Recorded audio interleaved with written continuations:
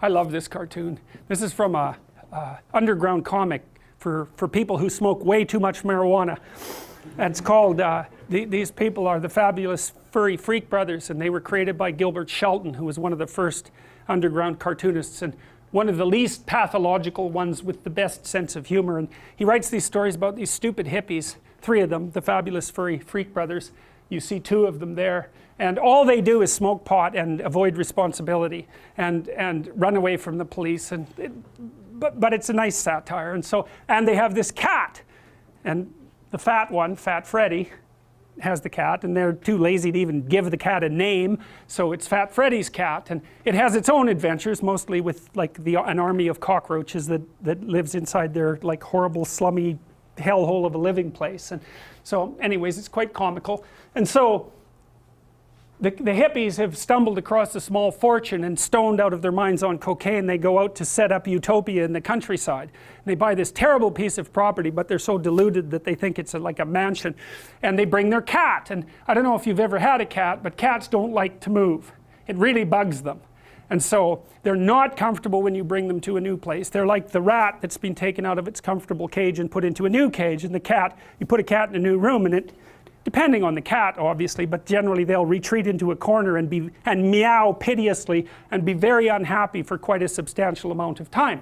And so the cartoonist actually mapped this out quite nicely. So the hippie takes the cat out of the box and says, "Our new home." They're out in the forest. This is an urban cat. It's never been in the forest. It doesn't know what the hell's up in the forest. And the cat's looking rather dubiously and thinks, so this is the country. And then it's put on the ground, and it starts to slink, as he says, slink, slink, out into the forest. And that's actually what animals do. It's a predator evasion crouch. And so if they're put in a new territory, they'll hunker down and freeze first, and then they'll slowly unfreeze and start to explore. They sniff first, and then they'll start to move. But they do it like with trepidation and slowly, and try to hide. And so that's what the cat's doing. And the cat goes out into the unknown far enough, sniffing, and all of a sudden, pow! It goes underneath the house. It's like the toddler running back to the mother. And another hippie there, I think that's Phineas, says, "Where'd the cat disappear to now?" And the Fat Freddy character says, "Under the house." And then the cat's under there in the dark with big eyes looking terrified, saying, "You'd hide too if you'd smelled what I did." And so what it smelled was this thing that has like the head of a wolf and antlers like a deer, and the tail of a skunk, and the feet of like a chicken, and horrible claws. It's like, well, what is that?